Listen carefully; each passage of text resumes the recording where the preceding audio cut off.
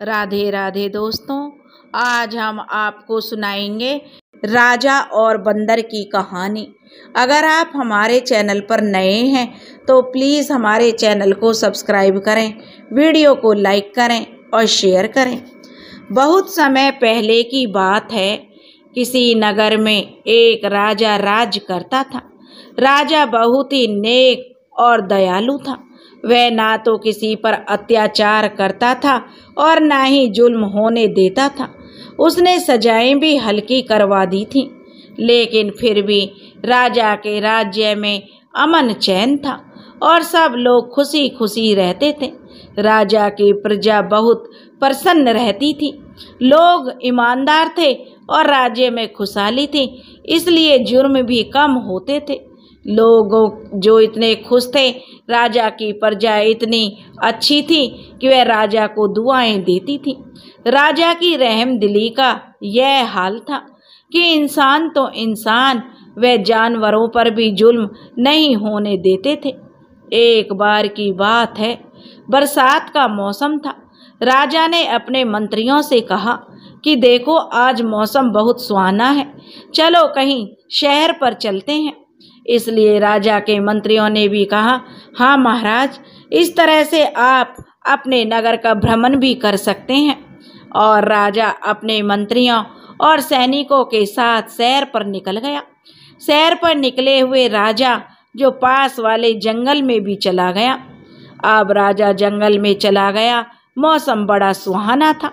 राजा ने जंगल में ही डेरे डलवा दिए और राजा के लिए तंबू लगाया गया और कई तरह के खेल तमाशे और मौज मस्तियां जंगल में होने लगी।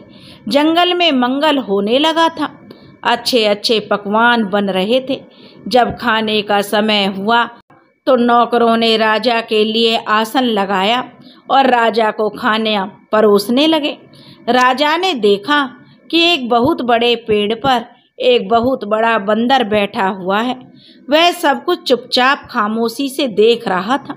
उसमें बंदरों वाली कोई हरकत नहीं की और ना ही वह कोई खाने की चीज लेकर भागा और ना ही उस बंदर ने किसी को परेशान किया। राजा ने अपने नौकरों से कहा कि देखो, इस बंदर के लिए भी थोड़ा सा खाना और फल इसके सामने डाल दो।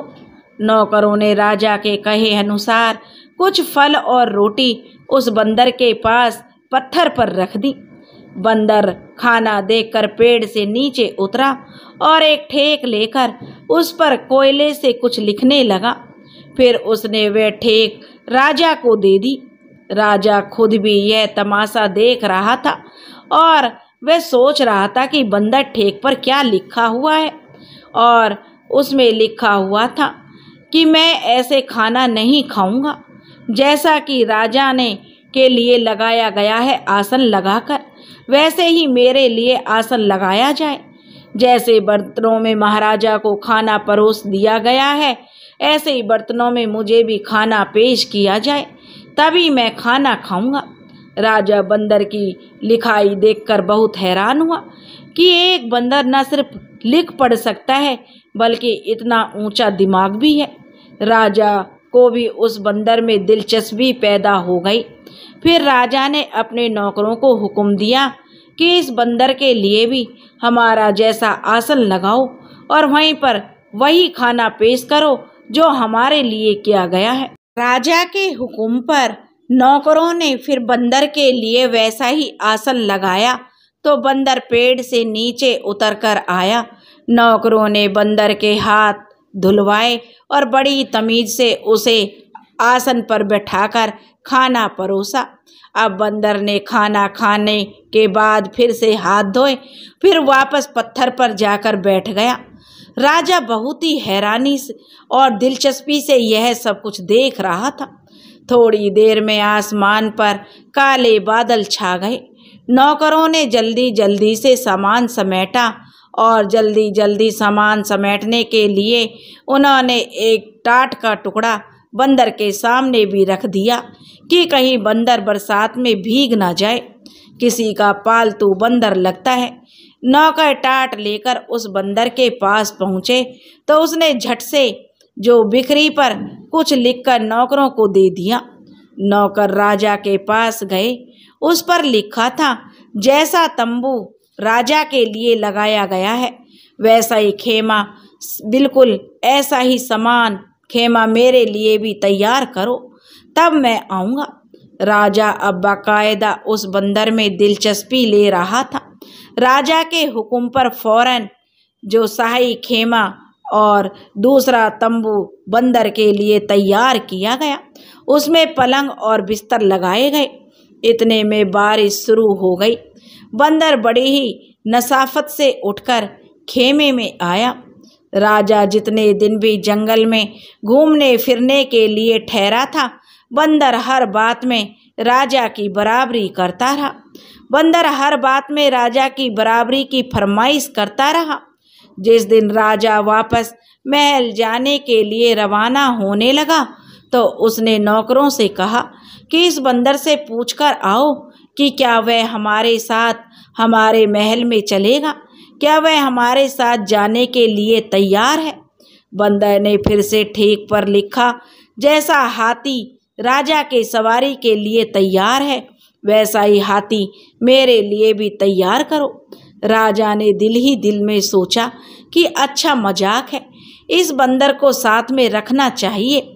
ऐसा समझदार और पढ़ा लिखा बंदर तो कहीं नहीं मिलेगा। राजा ने नौकरों को हुक्म दिया कि हमारी जैसी सवारी तैयार करो और इस बंदर को भी हमारे साथ महल में ले चलो। अब बंदर बड़ी शान से नगर में दाखिल हुआ। उसका हाथी राजा के हाथी के साथ साथ चल रहा था। नगर के लोग बड़ी हैरानी से यह तमाशा देख रहे थे। महल में पहुंचकर राजा ने कहा, बाहर जो नए मकान हैं उनमें से एक मकान में बंदर को छोड़ दिया जाए। बंदर को अब कागज कलम भी दे दिया गया था। तब बंदर ने कागज पर लिखा कि मैं यहाँ नहीं रहूँगा। जैसा महल महाराज का है वैसा ही महल मेरे लिए भी तैयार करवाया जाए। वैसी सारी ऐशो आराम और सहूलियत मेरे लिए हो चाहिए, तभी मैं रहूँगा, वरना मैं वापस जंगल में चला जाऊँगा। राजा का एक महल और भी था, जहाँ राजा गर्मी के मौसम में रहा करता था। उस महल को राजा ने बंदर के रहने के लिए तैयार करवा दिया। अब बंदर उस महल में रहने लगा। नौकरों को तो बहुत बुरा लगता था कि उन्हें एक बंदर की सेवा करनी पड़ रही है और एक बंदर की खिदमत उन्हें शाही तरीके के साथ करनी पड़ रही है। लेकिन राजा का हुक्म था और राजा की रानी को भी उस बंदर से बड़ी चिढ़ हो गई थी। रानी बार बार राजा से कहती रहती थी, इस बंदर को वापस जंगल में छुड़वा दीजिए, यह कोई बुरी आत्मा लगती है। लेकिन इस बात पर राजा राजी नहीं था। इधर बंदर ने दरबार में आकर बैठना भी शुरू कर दिया। बंदर सारे मुकदमे बड़े ध्यान से सुनता। अगर राजा कोई गलत फैसला देने वाला होता तो बंदर झट से उसके हाथ से कागज कलम लेकर फाड़ देता और सही फैसला लिखकर राजा के सामने रख देता। शुरू में तो राजा को बंदर पर बड़ा गुस्सा आया, लेकिन फिर उसे इस बात का एहसास हुआ कि बंदर की वजह से वह बहुत सी गलतियां करने से बच गया। बेगुनाह लोग सजा से भी महफूज हो रहे थे और कई ऐसे फैसले करने में बंदर ने राजा की मदद की थी। राजा और उसके राज्य के लिए बंदर फायदेमंद था। धीरे धीरे राजा अपने सभी फैसले और अपने हुक्म देने से पहले बंदर को दिखाने लगा। दरबारी भी इस अक्लमंद और पढ़े लिखे बंदर के अब आदी हो चुके थे। लेकिन रानी की दुश्मनी उस बंदर से कम नहीं हुई। रानी लगातार राजा से कहती रहती, इस बंदर को कहीं उठवा कर फेंक दो, जंगल में छोड़ आओ, नहीं तो एक दिन यह आपकी सारी राज्य पर जो कब्जा कर लेगा। हमारा कोई बेटा नहीं है जो हमारी मदद कर सके। यह आपको हटाकर खुद राज गद्दी हथिया लेगा और एक दिन राज सिंहासन पर भी बैठ जाएगा। राजा अपनी रानी को समझाता कि हे महारानी, अब यह मुमकिन नहीं है। आप देख रही हैं, यह कोई मामूली बंदर नहीं है। अब तक वह हमारे लिए फ़ायदेमंद ही साबित हुआ है। हमारे राज्य में, हमारे सल्तनत में इसकी वजह से बहुत बढ़ोतरी हुई है और बहुत बेहतरी से जो राज्य चल रहा है। लेकिन रानी को चैन नहीं आया। उन्होंने बंदर को जान से मारने की साजिश की। बंदर के लिए जो खाना भेजा जा रहा था उसमें रानी ने जहर मिलवा दिया और उस दिन बंदर ने खाना नहीं खाया और राजा को एक पर्चे पर लिख कर दिया कि राजा साहब, मुझे मरवाने की कोशिश आपको और आपके खानदान को बहुत महंगी पड़ेगी। राजा को जब इस साजिश और जहर के बारे में पता चला तो राजा को बहुत गुस्सा आया। राजा ने नौकरों को बुलाया और उन्हें डांटा और रानी को समझाया कि आइंदा ऐसी कोई भी गलती मत करना। रानी दिल ही दिल में जल भुन कर रह गई। राजा की एक खूबसूरत बेटी थी। राजा अपनी बेटी को जान से भी ज़्यादा प्यार करता था और उसे बहुत लाड से रखता था। और बंदर के चर्चे उस राजकुमारी ने भी सुने थे। राजकुमारी को उस बंदर को देखने का शौक पैदा हो गया। एक दिन बंदर दरबार से निकलकर अपने महल जा रहा था। राजकुमारी अपनी सहेलियों के साथ खड़ी होकर उस बंदर को देखने लगी। बंदर ने जब शहजादी को देखा तो वह रुक गया और राजकुमारी को घूरने लगा। राजकुमारी बंदर से डरकर महल में अंदर भाग गई और उस दिन से यह होने लगा कि हर रोज अब राजकुमारी सज संवर कर आईना देखती तो शीशे में पीछे से बंदर का चेहरा उसे नजर आता था। बंदर ना जाने कैसे उसके कमरे में घुसा रहता। राजकुमारी को डर के मारे बुखार चढ़ जाता है। फिर कई दिन तक बंदर उसके कमरे में नहीं आया। जब राजकुमारी ठीक हो गई तो फिर से बंदर ने आना शुरू कर दिया। उसने पर्ची लिखकर राजकुमारी के हाथ में थमाई और उस पर्चे में लिखा था, क्या तुम मुझसे शादी करोगे? यकीन मानो, मैं भी बहुत खूबसूरत हूँ। राजकुमारी जानती थी कि यह तहजीबमंद बंदर है, बहुत ही बुद्धिमान है, मुझे कोई नुकसान नहीं पहुँचाएगा, लेकिन उसका डरना भी कुदरती था। धीरे धीरे राजकुमारी का डर अब बंदर से खत्म हो गया। उसे बंदर से अब हमदर्दी हो गई। राजकुमारी सोचती कि यह बंदर कितना समझदार और पढ़ा लिखा है। बंदर है लेकिन इसने मेरे पिता को कई खतरों से बचा लिया है। हम पर इस बंदर के बड़े एहसान हैं और अगर यह बंदर है तो इसमें इसका क्या कसूर। अब राजकुमारी उस बंदर से डरती नहीं थी। वह थोड़ी देर उस कमरे में रुकता तो वह उसे देखता और फिर चला जाता। होते होते यह बात रानी के कानों में जा पहुंची कि बंदर राजकुमारी के कक्ष में जाता है। तो रानी ने सारा महल सर पर उठा लिया और बंदर को खूब भला बुरा कहने लगी। और राजा के पास जाकर रानी ने रोना धोना शुरू कर दिया और कहने लगी, महाराज, अब तो हद हो गई है। आपका वह चहीता बंदर आपकी लाडली बेटी के पीछे हाथ धोकर पड़ गया है। या तो उस बंदर को निकाल दो, नहीं तो मैं फिर जहर खा लूँगी। मैं तो अब उस बंदर से तंग आ गई हूँ। राजा ने राजकुमारी को बुलाकर पूछा, क्या बंदर बेटी तुम्हें परेशान करता है? राजकुमारी ने सारी बात सच सच बता दी और कहा कि पिताश्री, पहले मुझे उस बंदर से डर लगता था, लेकिन अब नहीं लगता। मुझे उस बंदर से हमदर्दी होती है। पता नहीं कौन है और इस पर क्या मुसीबत पड़ी है। राजा को विश्वास हो गया कि चलो राजकुमारी की जान को कोई खतरा नहीं है, लेकिन फिर भी उसे यह बात पसंद नहीं आई कि एक बंदर इस तरह से राजकुमारी के कमरे में आए जाए। उन्होंने उस बंदर से बात करने का फैसला किया। अगले दिन राजा बंदर के महल में पहुंचा। बंदर बगीचे में टहल रहा था। राजा ने बंदर से कहा, देखो बंदर, मैं नहीं जानता कि तुम कौन हो, लेकिन आज तक मैंने तुम्हारी हर बात मानी है, तुम्हें अपनी बराबरी का दर्जा दिया है, जो शायद कोई दूसरा राजा अपने राज्य में, अपने प्रजा में यह बर्दाश्त नहीं करता। लेकिन अब तुमने मेरी बेटी को परेशान करना शुरू कर दिया है, तो यह मुझे बिल्कुल भी पसंद नहीं है। इससे पहले कि मैं कोई सख्त कदम उठाऊं, तुम अपनी इस हरकत से बाज आ जाओ और सुधर जाओ। बंदर झट महल से कागज और कलम लाया और लिखने लगा। फिर उसने लिखकर राजा को दे दिया। उसमें लिखा था, राजा साहब, मैं आपकी बेटी से शादी करना चाहता हूँ और आपको यकीन दिलाता हूँ, मैं आपकी बेटी को हमेशा खुश रखूँगा, उसे कभी किसी चीज़ की शिकायत नहीं होने दूँगा। राजा तो यह देखकर हक्का बक्का रह गया। अपनी फूल सी राजकुमारी की शादी इस बंदर से, यह तो कभी नहीं हो सकता। उन्होंने साफ कह दिया कि देखो बंदर, ऐसा मेरी जिंदगी में कभी नहीं हो सकता। मैं अपनी फूल सी पुत्री का विवाह तुम्हारे साथ कैसे कर सकता हूँ। बंदर ने राजा की कमर से यह सुनकर तलवार निकालकर तान ली और दूसरे हाथ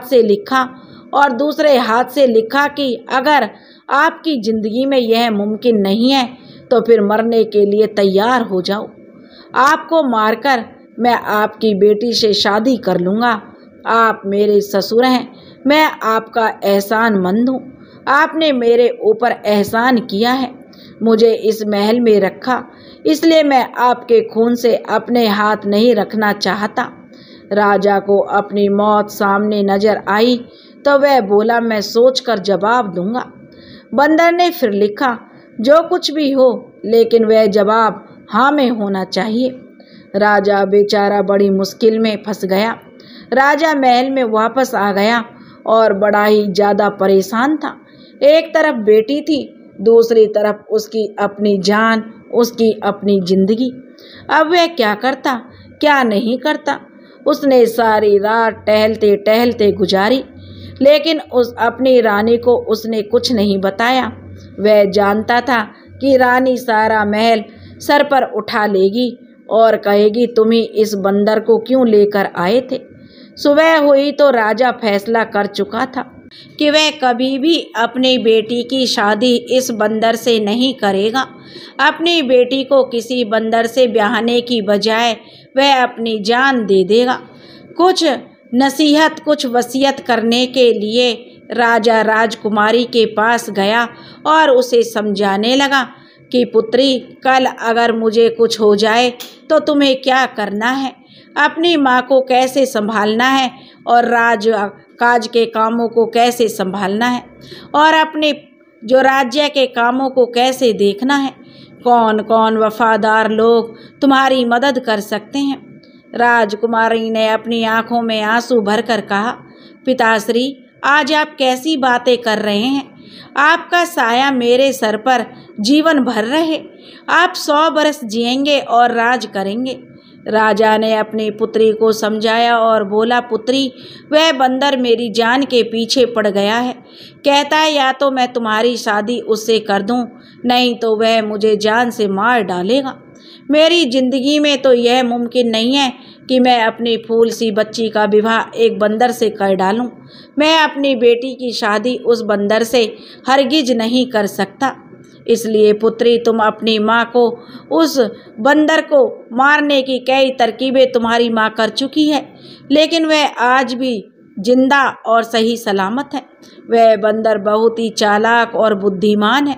मैं आज उस बंदर को साफ जवाब दे दूंगा और शायद यह जवाब सुनकर वह बंदर मुझे फौरन मार डाले। तुम मुझे जो अपने पिता को यह काम करने दो और तुम अपनी माँ के साथ तह खाने में छुप जाना और उस वक्त तक तह खाने से बाहर मत निकलना जब तक वह बंदर मायूस होकर यहाँ से चला ना जाए। राजकुमारी कहने लगी, पिताश्री, आपकी जान इतनी सस्ती नहीं है कि आप सिर्फ मेरे ही बाप नहीं हैं, बल्कि इस राज्य के राजा भी हैं। यह सारी राज्य के राजा भी हैं और यह प्रजा भी के प्रति आपके कुछ फर्ज भी हैं। राजपाट को कौन देखेगा, कौन प्रजा को देखेगा। प्रजा का क्या होगा। आप जाकर बंदर से मेरे रिश्ते के लिए हाँ कर दीजिए। अगर मेरी किस्मत में यही लिखा है तो वह आपके मरने के बाद भी होकर रहेगा। राजा अपनी पुत्री की बात मान गया, लेकिन उसका दिल परेशान था। राजा बहुत मजबूर था। जाकर राजा बंदर को अपने जो फैसला सुना दिया और उसने शादी के लिए हाँ बोल दिया। बंदर ने कहा, आप शादी की तैयारी कीजिए महाराज। रानी के कान में जब यह बात पहुंची तो रानी ने सारा महल जो सिर पर उठा लिया। रानी बहुत रोई धोई जान से देने की धमकियां दी, बाल नोचे, कपड़े फाड़े, लेकिन होने को कौन टाल सकता था। शादी वाले दिन राजा ने रानी को एक कमरे में बंद कर दिया और राजकुमारी और बंदर की शादी हो गई। राजकुमारी विदा होकर बंदर के महल में आ गई। उसकी विदाई हो गई। तब उसकी माँ को बाहर निकाला गया। बहुत ही जो बवाला मचा था। रानी रोई धोई, खूब ड्रामा हुआ, लेकिन अब क्या हो सकता था।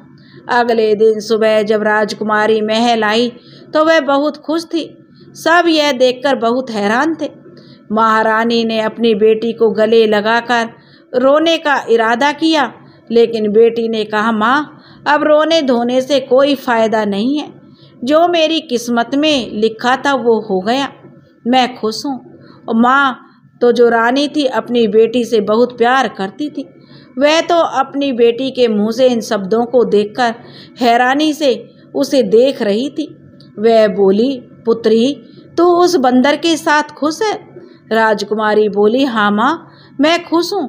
अब आप रोना धोना बंद करो। राजकुमारी अब दिन में अपने बाप के महल में रहती और रात को अपने महल में चली जाती। खुशी खुशी जो उनके दिन कटने लगे। राजकुमारी के चेहरे पर जो खुशी झलकती थी।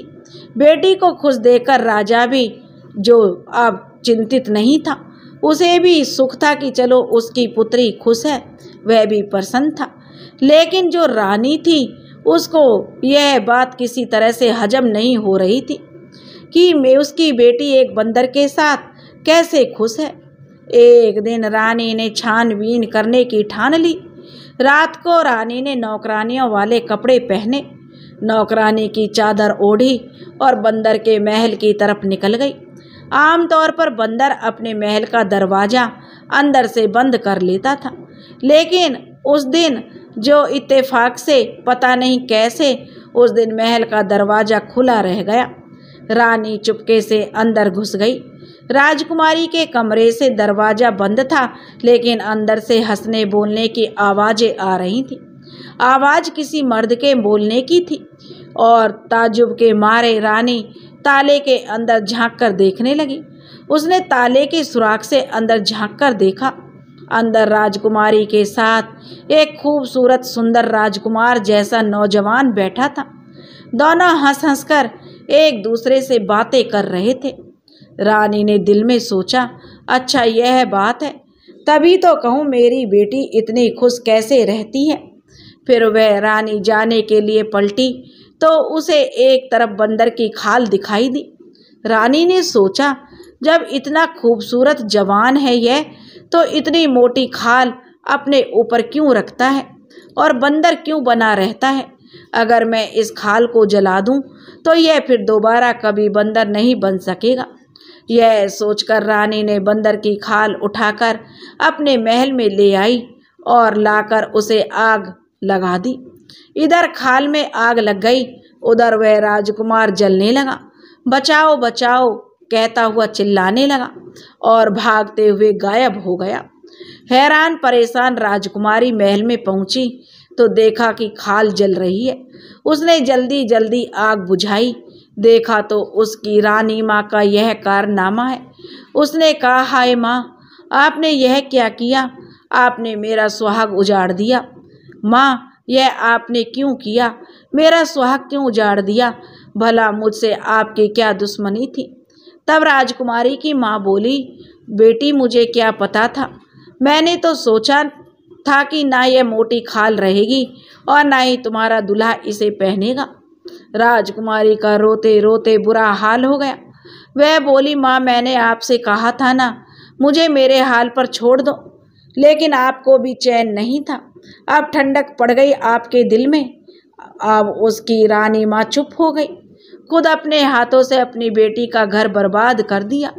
जैसे ही राजा को यह बात पता चली तो राजा ने दूर दूर तक घोड़े दौड़ा दिए, लेकिन कहीं भी उस बंदर राजकुमार की खबर नहीं आई। राजकुमारी की हालत तो देखी नहीं जाती थी।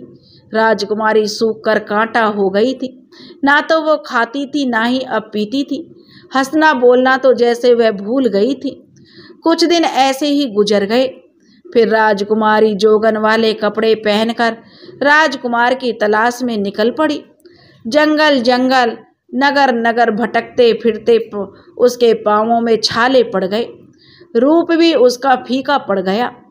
राजकुमारी एक दिन जंगल में रात को एक पेड़ के नीचे बैठी थी। एक दिन राजकुमारी रात को जंगल के पेड़ के नीचे बैठी थी तो उस पेड़ पर एक चकोर और एक चकोरी बैठे थे। चकोर दरअसल एक खूबसूरत परिंदा होता है। चकोरी ने चकोर से पूछा, क्या बात है चकोर, तुम इतने उदास क्यों हो? चकोर ने जवाब दिया, क्या बताऊं चकोरी, यहाँ से जो अपना जो नगर है, मैं वहाँ के राजकुमार के लिए परेशान हूँ। उसके सारे जिस्म पर बड़े बड़े छाले पड़ गए हैं। उसके शरीर पर इतने जख्म हैं कि ना बेचारा सो सकता है ना बैठ सकता है। सारे वैद्य हकीम इलाज करके हार गए हैं। किसी भी चीज़ से कोई फायदा नहीं होता। चकोरी ने पूछा, राजकुमार की यह हालत कैसे हुई जी? चकोरी ने कहा, कैसे राजकुमार हमारा इतनी मुसीबत में है। तब चकोर ने कहा, किसी जो औरत ने हमारे राजकुमार को जो जलाकर मारने की कोशिश की थी, उसकी जान तो बच गई है, लेकिन उसका सारा बदन बुरी तरह से जल गया है। चकोरी ने चकोर से पूछा, क्या हमारे राजकुमार के दुख का कोई इलाज नहीं है? चकोर ने कहा, चकोरी एक इलाज है। और चकोरी कहने लगी, कौन सा इलाज? तब चकोर ने कहा कि एक ही इलाज है, अगर कोई हमारी बीट इकट्ठी कर ले और उन्हें चंदन के साथ घिसकर 40 दिन तक सुबह शाम राजकुमार के जख्मों पर लगाए तो वह ठीक हो सकता है। राजकुमारी फौरन समझ गई यह उसी के राजकुमार की बात है। चकोरी और चकोर तो सुबह होते ही उड़ गए और राजकुमारी पेड़ के नीचे जो गिरी हुई उनकी बीट इकट्ठी की और उस नगर की तरफ चल पड़ी। कुछ ही दूर पर एक शानदार सा नगर नजर आया। नगर बहुत ही खूबसूरत था, लेकिन वहाँ भी एक चीज पर जो हर तरफ सन्नाटा और उदासी छाई थी। लोग खामोश और उदास थे। चारों तरफ लोग जो उदासी में थे और अपने अपने काम करने में लगे हुए थे। राजकुमारी ने जिससे भी इसकी वजह पूछी, सबसे यही जवाब मिला कि उनका राजकुमार मौत के करीब है, इसलिए उनके नगर में मातम छाया हुआ है। राजकुमारी ने बाजार से चंदन खरीदा, दवा पीसने वाली खरली और दूसरा सामान खरीदा और शाही महल में जा पहुंची। पहरेदारों से कहने लगी कि राजा से कहो हिमालयों की पहाड़ियों से कोई वैद्य हकीम आए हैं। वह राजकुमार को जो इलाज करने का दावा करते हैं, उसे जो राजा सुनकर उस वैद्य बने राजकुमारी को बुला लेता है। उन्होंने इस वैद्य को भी बुला लिया। वैद्य की शक्ल देखकर जो राजा को कुछ शक हुआ कि यह नौजवान भला क्या इलाज करेगा। बड़े बड़े नामी ग्रामी जो वैद्य हार चुके हैं, फिर भी उसने पूछा कि भाई तुम कर लोगे? दुनिया भर के तमाम वैद्य हकीम हार चुके हैं, अब तो दुआओं का ही सहारा है। राजकुमारी बोली, महाराज अगर 40 दिन तक राजकुमार ठीक ना हुआ तो जो चोर की सजा हो वो मेरी सजा होगी। राजा फौरन राजी हो गया। राजकुमारी कहने लगी, महाराज मुझे राजकुमार के बगल वाला कमरा चाहिए ताकि मैं दिन रात उनका इलाज कर सकूं। राजा के हुक्म पर फौरन उन्हें राजकुमार की बगल वाला कमरा दे दिया गया। अब राजकुमार के पास राजकुमारी पहुंची तो उसकी हालत देखकर राजकुमारी का दिल रोने लगा। राजकुमारी ने बड़ी मुश्किल से अपने आप को संभाला और फौरन अपने कमरे में जाकर चंदन के साथ चकोर और चकोरी की बीट पीसी। फिर बड़े ही सावधानी से राजकुमार के जिस्म के जख्मों को साफ किया। राजकुमार दर्द से तड़प रहा था। फिर उसने यह लेप उसके सारे जिस्म पर लगा दिया। राजकुमार के सारे जिस्म के जख्मों में ठंडक सी पड़ गई। ना जाने कितने दिनों के बाद उसकी आंख लग गई। राजा के पास जब यह खबर पहुंची तो उन्होंने हुक्म दिया कि वैद्य का हर तरह से ख्याल रखा जाए। राजकुमारी ने राजकुमार की सेवा में अपने दिन रात एक कर दिए और फायदेमंद ताकतवर खाना खिलाया। इससे वह जो राजकुमार को बड़ा आराम मिलने लगा। राजकुमारी राजकुमार के जख्मों को सुबह शाम साफ करती और दवा का लेप कर देती। एक हफ्ते में राजकुमार को इतना फायदा हो गया कि वह अपने अगल बगल की चीज़ों पर ध्यान देने के काबिल हो गया। पगड़ी और दाढ़ी में उन्हें यह वैद्य कुछ जाना पहचाना लगा, लेकिन याद नहीं आया कि इस वैद्य को कहाँ देखा था। तब वैद्य उसके सामने बहुत कम बोलता था। महीना भर में राजकुमार के जख्म पूरी तरह से भर गए, लेकिन अभी खाल कच्ची थी। वैसे भी चकोर चकोरी ने 40 दिन के इलाज की बात कही थी। राजकुमारी इसी तरह राजकुमार के जख्मों पर जो अपनी दवाई लगाती रही। राजकुमार उसकी सेवा से बहुत प्रसन्न था। उसकी सेवा ने राजकुमार का दिल जीत लिया। राजकुमार उसकी दिल से तारीफ करता था। राजा ने तो उसको बहुत भारी इनाम देने की तैयारियां कर रखी थी, लेकिन हुआ कुछ यह कि 40वें दिन दवाई उसने राजकुमार के शरीर पर लगा दी और किसी से कुछ कहे सुने बना वह जो महल से निकल गई और सीधे अपने राज्य के लिए रवाना हो गई। हाँ, उसने राजकुमार से उसकी अंगूठी जरूर मांग ली थी, लेकिन उसे यह पता नहीं चला कि वह चली जाएगी। इधर महल में राजकुमार की सेहत और अच्छी हो जाने की खुशी में जश्न की तैयारियां जोरों से चल रही थीं, लेकिन वैद्य जी का कहीं पता नहीं था। राजकुमार अब परेशान था। राजा भी हैरान था कि कैसा वैद्य था। अपनी मेहनत का एक पैसा लिए बगैर ही चुपचाप खामोशी से चला गया। ना कोई इनाम मांगा और ना कोई जो फरमाइश की। और राजकुमार के ठीक होने के बाद जो राजकुमार को भी अपनी नई नवेली दुल्हन की याद आई। अभी उसकी शादी को जो दिन ही कितने गुजरे थे। यह मुसीबत ही तो आन पड़ी थी। वह जानता था कि उसकी इस हालत की जिम्मेदार उसकी सास थी, लेकिन उसने यह बात किसी को नहीं बताई। एक दिन वह राजकुमार अपने पिता से इजाज़त लेकर शिकार के बहाने जो नगर से निकला। शिकार के बहाने से निकला और सीधा अपने ससुराल चला गया। उसने शाही कपड़े पहन रखे थे। उसके साथ उसके जो सैनिकों का दस्ता भी था। सैनिकों ने उसे पूरे जो इंतजाम के साथ महल में बिठाया और राजा को खबर की कि राजा साहब बेटी के गम में वक्त से पहले ही बूढ़ा हो गया था। मेहमान जो ने खड़े होकर उनको इज्जत दी, सम्मान दिया। राजा ने पूछा, बेटा तुम कौन हो और कहाँ के राजकुमार हो? मैंने तुम्हें पहचाना नहीं।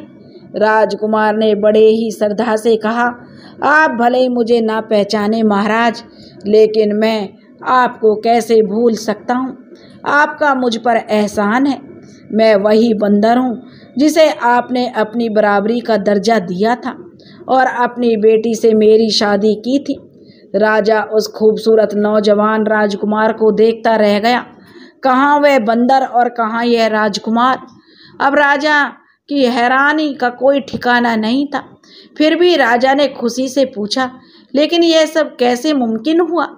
राजकुमार ने कहा, महाराज मैं अपनी कहानी आपको बाद में सुनाऊंगा। अब क्या मैं अपनी दुल्हन से मिल सकता हूँ? राजा ने कहा, वह अब भी उसी महल में रहती है बेटा जहाँ तुम रहते थे। उसने तो दुनिया ही छोड़ दी। तुम शौक से वहाँ जा सकते हो। राजा को हैरान और परेशान छोड़कर राजकुमार सीधा अपने महल में आ गया। राजकुमारी जो गम की तस्वीर बनी बैठी थी। राजकुमारी का फूल सा चेहरा मुरझाया हुआ था। रो रोकर आंखों के काले घेरे पड़ गए थे। राजकुमार को अपने सामने खड़ा देखकर राजकुमारी को यकीन नहीं आया। राजकुमार ने कहा, हाँ राजकुमारी, तुम्हारा प्यार मुझे यहाँ खींच लाया है। तुम्हारी माँ ने तो मुझे मारने में कोई कसर नहीं छोड़ी थी। मेरा सारा शरीर बड़े बड़े फफोलों से भर गया था। मेरे बचने की कोई उम्मीद नहीं थी। राजकुमारी ने पूछा, फिर आप ठीक कैसे हुए? राजकुमार ने कहा, एक वैद्य मेरे पास आया था। 40 दिनों में मेरे जख्मों पर मलहम लगाया और मेरी ऐसी सेवा की कि कोई किसी की नहीं करता। राजकुमारी ने पूछा, अच्छा, तब तो आप लोगों ने उसे खूब इनाम दिया होगा और उसे खूब माला माल कर दिया होगा। राजकुमार बोला, नहीं, हैरानी की बात तो यही है राजकुमारी कि सिवाय मेरी एक अंगूठी के उसने कुछ नहीं लिया और बगैर किसी को कुछ बताए चुपचाप कहीं चला गया। राजकुमारी ने वही अंगूठी दिखाते हुए पूछा, क्या यही अंगूठी थी? राजकुमारी ने कहा, हाँ, मगर तुम्हारे पास कहाँ से आई? राजकुमारी कहने लगी, वह वैद्य में ही थी। और फिर उसने सारी कहानी राजकुमार से कह डाली। वह कपड़े भी दिखाए तो वह वैद्य के भेष में पहनती थी। राजकुमार की तो खुशी की कोई जो सीमा ही नहीं रही। वह बोला, मैं तो बहुत खुशकिस्मत हूँ कि मुझे तुम जैसी पत्नी मिली। माँ ने जान लेनी चाहिए लेकिन बेटी ने जान बचा ली। राजकुमार बोला, तुम्हारी माँ ने तो कोई कसर नहीं छोड़ी थी मुझे मारने में। राजकुमार बोली, मेरी माँ भी आपकी दुश्मन नहीं थी राजकुमार। आपको इंसान के रूप में देखकर मेरी माँ ने सोचा, अगर वह बंदर की खाल को जला दे तो आप कभी बंदर नहीं बनेंगे बल्कि हमेशा इंसान बने रहेंगे। तो माँ ने मेरा अच्छा ही सोचा था और अच्छा जानकर यह तय किया था कि आपको कम से कम मुझे तो यह बता देना चाहिए था कि आपके बंदर के भेष में रहने के पीछे राज किया है, तो मैं इस खाल को अपनी जान से भी ज़्यादा हिफाजत से रखती। राजकुमार बोला, असल में राजकुमारी, मुझे कभी इसका मौका नहीं मिल पाया। दरअसल हमारी शादी को दिन ही कितने हुए थे। मैंने सोचा था आराम से तुम्हें बताऊंगा, तभी यह मुसीबत आ गई। दरअसल लंबी कहानी है। राजकुमारी ने कहा, अब बता दीजिए राजकुमार। राजकुमार ने कहना शुरू किया तो कहने लगे, राजकुमारी, यह तो तुम भी जान गई हो, मेरे माँ बाप भी राजा रानी हैं और मैं उनकी इकलौती संतान हूँ। राजकुमार होने की वजह से मेरी जवानी का वक्त घूमने फिरने और शिकार खेलने में गुजरता था। तकरीबन साल भर पहले की बात है। मैं अपने सिपाहियों के साथ शिकार खेलने के लिए निकला। जंगल में मुझे एक बहुत ही खूबसूरत हिरन नजर आया। मैंने ताक कर तीर चलाया लेकिन वह मेरी नज़रों से ओझल हो गया। मैंने जब उस हिरन का पीछा किया तो मैं अपने साथियों से बिछड़ गया और बहुत दूर निकल आया। मैंने देखा एक झरने के किनारे एक बुजुर्ग बैठे हैं। उनके पास एक 10 साल का लड़का लेटा हुआ था जिसकी टांगों से खून बह रहा था। वह बुजुर्ग उस लड़के के जख्म को धोते जा रहे थे और रोते हुए उस शख्स को बद्दुआ दे रहे थे जिसने यह तीर मारा था। मेरी शक्ल देखते ही वह गुस्से में बोले, आदमी हो या बंदर, तमीज़ तो और जो संस्कार तुम्हारे अंदर है ही नहीं। यह उनके कहने की देर थी कि मैं बंदर में बदल गया। उन्होंने कहा, जा और जंगल जंगल भटकता फिर, कोई ठिकाना नहीं मिलेगा तुझे इनकी बद्दुआओं से और अपनी हालत से जो मैं बहुत परेशान हुआ। उनके पाँव मैंने पकड़ लिया और रोने लगा। मेरी हालत देखकर उस लड़के को मुझ पर तरस आ गया। उसने उस बुजुर्ग से कहा, दादाजी, अब इस इंसान ने अपनी गलती मान ली है तो इसे माफ़ कर देना चाहिए। यह भी शर्मिंदा है, इसे माफ़ कर दीजिए और दोबारा इंसान बना दीजिए। लड़के ने जब ज़्यादा ही उस बुजुर्ग से प्रार्थना की तब वह बुजुर्ग बोले, देखो, इससे सीख कि तूने इसे जख्म दिया और यह तेरी सिफारिश कर रहा है। खैर, मैं अपनी बद्दुआ तो वापस नहीं ले सकता, ना ही अपना श्राप ले सकता हूँ, लेकिन कुछ कर सकता हूँ। साल भर बंदर तो तू रहेगा ही। जब कोई लड़की तुझसे हमदर्दी करते हुए शादी को तैयार हो जाएगी तब तुम अपनी असली सूरत में वापस आ जाओगे। अगर साल गुजरने से पहले तेरी शादी हो गई तो सिर्फ अपनी हमदर्द पत्नी के सामने इंसान की शक्ल में आ सकोगे। लाचार होकर मैं वहाँ से वापस आ गया। अब मेरा कोई ठिकाना नहीं था, अपने घर भी वापस लौट नहीं सकता था। 6 महीने तक जंगलों में भटकता रहा। फिर एक दिन तुम्हारे पिता वहाँ शेयर करने के लिए आए।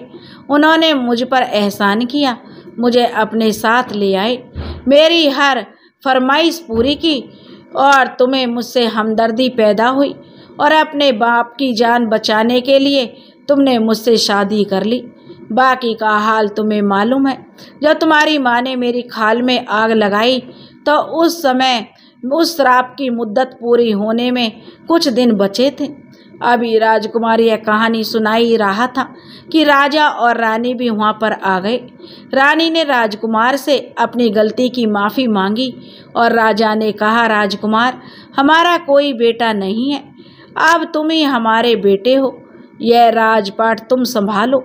राजकुमार ने कहा, अभी तो मुझे दुल्हन को लेकर अपने देश अपने राज्य जाना है और अपने माँ बाप से इसे मिलवाना है। वहाँ मेरे माँ बाप मेरा इंतज़ार कर रहे हैं, लेकिन मैं वादा करता हूँ कि आपका हाथ बटाने समय समय पर आता रहूँगा। राजा ने कहा, ठीक है बेटा, जैसी तुम्हारी इच्छा। राजा ने धूमधाम से अपनी बेटी को विदा किया। दोनों अब परिवारों में खुशी खुशी अब जिंदगी जो बसर करने लगे और वह राजकुमार राजकुमारी खुशी खुशी रहने लगे। दोस्तों, कहते हैं ना, मत करना जलील किसी फ़कीर को अपनी चौखट पर, क्योंकि ऊपर वाला कटोरा बदलने में जरा भी देर नहीं करता। यह कहाँ की भलमन चाहत है कि दूसरों को दुखी करके आप खुश रह सकें। मित्रों, किसी को दुखी करके हम खुश नहीं रह सकते। इसलिए पशु हो, इंसान हो, चाहे कोई भी हो, कभी किसी को जलील मत करना। आप इंसान हैं, एक अच्छे इंसान बनिए। दोस्तों, उम्मीद है आपको यह कहानी पसंद आई होगी। अगर आपको यह कहानी पसंद आई हो तो प्लीज़ हमारे चैनल को सब्सक्राइब करें, वीडियो को लाइक करें और शेयर करें और कमेंट्स करके हमें बताएं आपको यह कहानी कैसी लगी। राधे राधे।